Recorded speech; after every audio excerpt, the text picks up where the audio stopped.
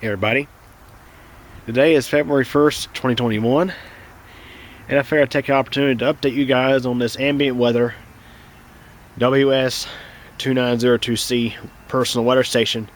So I've had this thing in service for a little over a month now. I put it into service the day after Christmas, so it's been going for just a little over a month. It's been through several rain events already, of course. A couple of good wind events, one light snow event, and also a thunderstorm. Yeah, we actually had a thunderstorm already this year, rather early for this time of year. So I must say this thing is really cool. And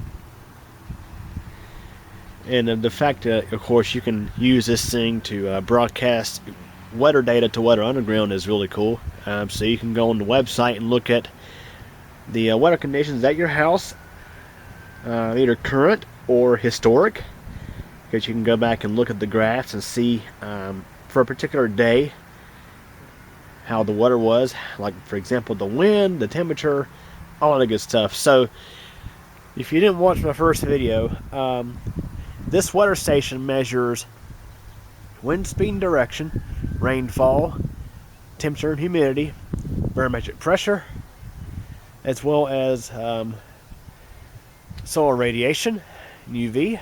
It's pretty handy. So this, of course, is the outdoor sensor unit. It's up there on top of the pole. It operates on 2 AA batteries as well as a solar panel. And this thing, like I say, it's been awesome. I have done a couple of changes. I have made a couple of changes to it since I put it into service. I totally redid the pole setup here. Went back to Lowe's and I got myself a piece of chain link fence top rail because it's 10 feet long. More or less, I wanted to jack this thing up a little higher than what it was, and I also wanted to help stabilize the pole, because I noticed in a recent wind event we had wind gusts over 20 miles an hour. The top of the pole was beginning to shake a little bit, and the thing is, when it shakes a lot, it can also throw off your rain readings, and it can cause it to it can cause your rain gauge to falsely measure rainfall on days where there's no rain. Now, I didn't actually get any false rain readings. However, I did want to make changes to this to help prevent that from happening. So since we're outside, this is going to show you the setup. It is fastened to this deck on this board. You can see it's fastened into the deck there and there. And I got these U-bolts that fasten this pole to the deck. This second pole is the original pole I had gotten. That is I think it's 1 5/8 inch, and I believe this one is 1 3/8. It's a bit skinnier. The weather station can mount to that size pole, but the reason why I put this pole here is to help stabilize this thing. And there's my neighbor. There's my neighbor. So anyways, what I've done here is I utilize the original pole and use a couple of these metal clamps, threaded hose clamps, whatever you want to call them. This helps keep the weather station more stable. I've seen some people opt for the top rail as their pole, but I noticed with that by itself, this weather station, you could really shake it around. It would be solid down here at the bottom, but it would shake like crazy at the top. Now, to be honest, I want to say this sensor unit is it's designed to be able to handle a good bit of movement, like shaking around. The rain gauge in it, it's got, of course, it's a tip and bucket rain gauge. It has a weight on one side and a little spoon on the other side. Now, some of these rain gauges have spoons on both sides, and I've heard that those can be easily thrown off by movement. I purposely I took the station offline inside, and I shook this thing around like mad, trying to get it to get a false reading, and never got a false reading. But I still want to make sure it was good and stable. So for those of you who are using this piece of top rail as your mounting pole, I suggest doing this right here. Getting a second pole, don't have to be as tall as the original, and just fasten it to the existing pole. That way this whole thing is much more stable. So it's it can still be shaking around a little bit, but definitely a lot better than it was before. Okay, so now we're on the other side of the street, and you can see with the top rail used as a pole, that weather station is definitely up higher than it was before. So I definitely don't have to worry about the house affecting wind measurements. And also, my next door neighbor, they just had their trees docked way back, as you can see. That means there'll also be less blockage from the west. So that's pretty cool. So this thing is, I'd say it's definitely a good 14 feet up in the air now. I'd say it's about 3 or 4 feet off the ground, the deck, at least the surface of the deck, and the pole itself is about 10.5 feet. So let's say about 3.5 feet down here and 10.5 feet up there. So it's, I'd say around 14 feet up in the air now. Now you're looking here, it probably looks like the whole weather station is like crooked.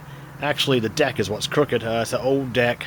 Deck has seen its better days. I'm not sure exactly how old it is, but this deck will probably be getting demolished whenever I have this old mobile home replaced with a house or a double wide here in a couple of years.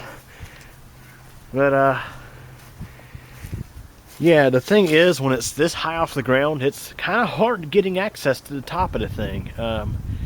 It definitely take a good sized ladder to get up there to it, but I want to keep it in a spot where I could get access to it, because of course you have to clean out the rain gauge once in a while. I think every 3 months according to the manual, and the AA batteries have to be changed out every year or two, supposedly.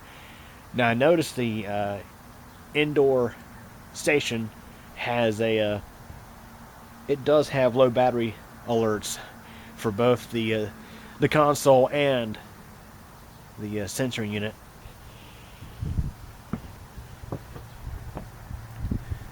So yeah, definitely pleased with this thing for sure. Now let's go inside and have a look at the console. Okay, so here's the console. For those who haven't watched the previous video, the only thing I had to do to this thing was I had to calibrate the relative pressure, because that was off a little bit. That was something I had missed when I first set this thing up, but it was really easy to fix.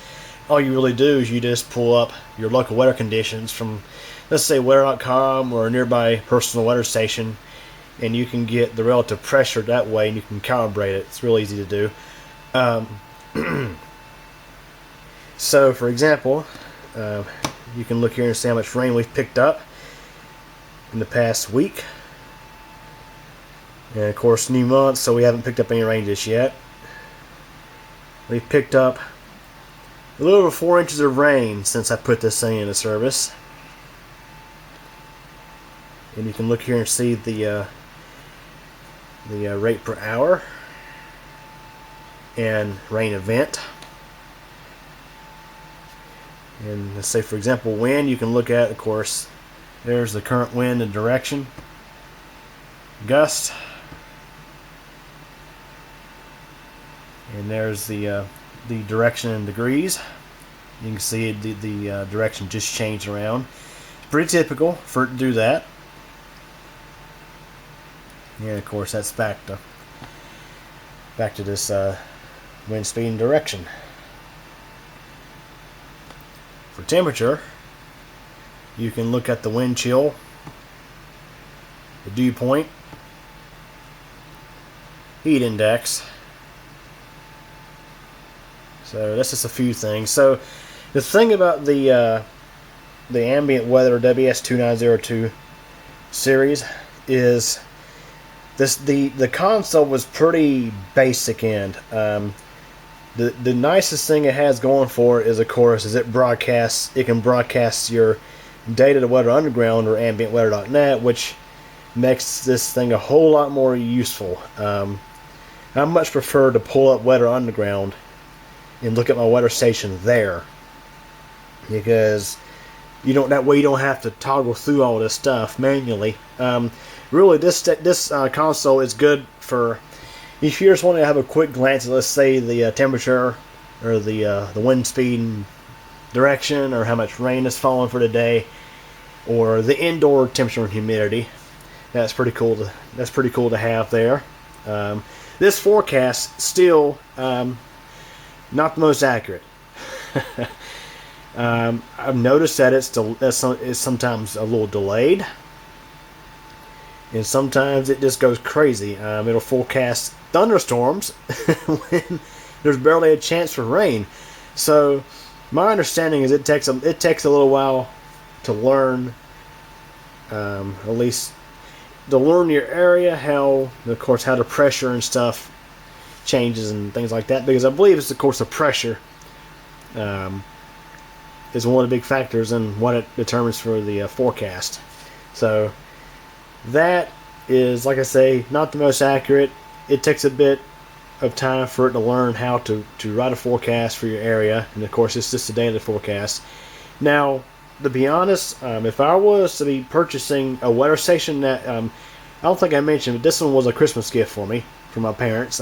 They knew I've been wanting a personal weather station, and this, of course, the Ambient Weather WS-2902C is Amazon's best seller, or best choice, whatever you want to call it. The one that Amazon recommends, and so it's very popular. It is, I'd say it's probably the best value for your money if you're wanting a personal weather station. Now, me personally, if I was out shopping for a personal weather station, I probably would have purchased the Ambient Weather WS-2000 series, because it comes with a much better console.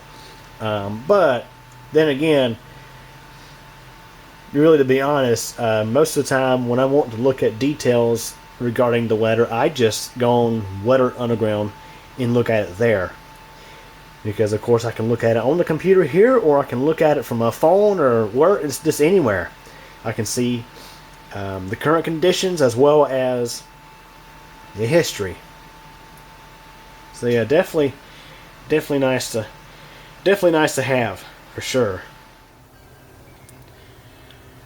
I should also mention that the Ambient Weather WS-2902 series, as well as the WS-2000, and I believe the basic model that's below the WS-2902, they all use the same sensor unit up there.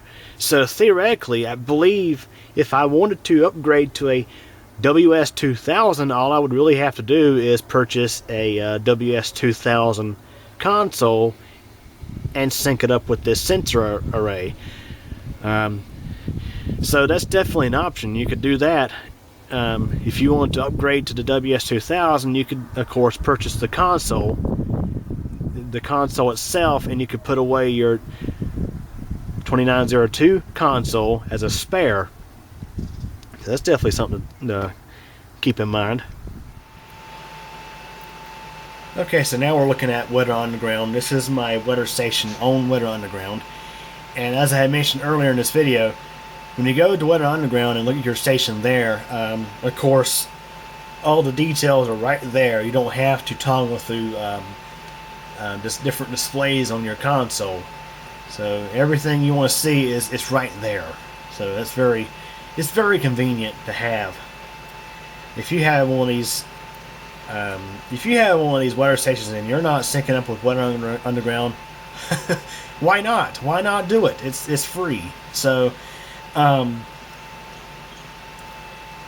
I do like how we can go on Weather Underground and look at, of course, historical information. For example, you can go into monthly mode, weekly mode. Let's just keep it daily. Let's go ahead and look at, I don't know, let's go look at January 17th. And you can see of course the high and low temperatures for that day. And you can see, of course, the wind, and the wind speed and direction, barometric pressure, solar radiation, and UV. All that stuff is right there. And what's neat is, of course, those who subscribe to my channel and watch my storm videos, I'm going to be including, and I've actually already started doing this a little bit on some of my most recent uploads pertaining to weather. My storm videos and weather videos, what I can do now is I can actually copy and paste the URL for this given day. I can paste it into the video description. That way, if you if you are watching a video of a storm and you want to see the weather conditions, the historical data for that given day, it's right there. So that's one of probably say the neatest things about this. Now I'm going to talk about some things I'm not so crazy about, and this is actually in regards to Weather Underground, not exactly my weather station. So one thing I don't like about Weather Underground is when you go to set up your weather station and you go to give it a name, you can of course give it a name, but the problem is, and I don't understand why this is so, but when you go to set up your weather station and you put in your, of course, your location, your address, or what have you, it auto-fills in the neighborhood for you, and it doesn't let you change it. It doesn't let you specify your neighborhood. So this little area that I live in is technically called Applewood, but when, let's say, you're on Weather Underground and you look up a weather station, especially on the phone, it's really bad for this, in the app, it calls this Huntersville Station. Well, there is a ton of Huntersville stations around, and you have to go into the details of the weather station to see which Huntersville station you're looking at. So, and another example, up in Cornelius, North Carolina, it's just north of here, there are weather stations across. There are weather stations set up by people who live west of I-77 who unfortunately got labeled as Smithville. Well, Smithville is a neighborhood east of I-77, so some people, their weather stations are being labeled as being in a neighborhood that they're not actually in. So Weather Underground, please fix that. Please allow station owners to specify their neighborhood. It will make things a whole lot easier. And another thing I've noticed is this little gold star. Weather Underground will place this little badge next to your station if for 5 consecutive days it falls within Weather Underground's quality checks. So, of course, that has to do with how accurate your readings are compared to other stations nearby, and the availability of your weather station. So, for example, if I take my weather station offline for 5 minutes to clean the rain gauge or what have you, I lose that star. Or if my internet goes out for a minute, I lose that star. So it's that gold star. It's like, okay, it's like the thing is, such little things can knock it off. It's like irrelevant. So for example, just north of here, Lake Norman, for example, it's common for weather stations set up along the shores of Lake Norman to have higher temperature readings and different wind readings. And a lot of times those weather stations won't have a gold star. So here is a weather station that's up in Cornelius off of Lake Norman. No gold star, because it doesn't fall into Weather Underground's quality control checks, because it ain't getting the same readings as weather stations that are further on shore. So that's kind of ridiculous. The weather station, that's kind of the whole idea behind personal weather stations, is the simple fact that, let's say, you know, the weather conditions reported by, let's say, weather.com may be drastically different than what's in your own backyard. And that has been the case many times here. There'll be a lot of times where I'll look on weather.com and it'll say it's 38 degrees outside, yet my weather station out back says it's 34 degrees. So that's kind of the whole idea behind the personal weather station, in my opinion. So other than those couple of things, I can't really complain too much about Weather Underground. It's convenient how, of course, it logs your information, your weather information, and you can go back and look at it.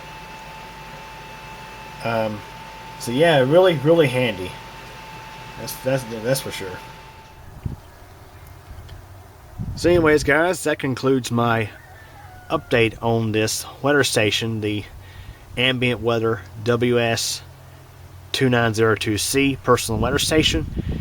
Very satisfied with it. If you're into weather and you like to know what's going on right in your backyard, and if you look on Weather Underground and you don't see any personal weather stations right near your house, and you're in a spot where it's favorable for a personal weather station, I would suggest picking one of these up. They're less than $200 on Amazon. So anyways, hope y'all enjoyed this video. Thanks for watching.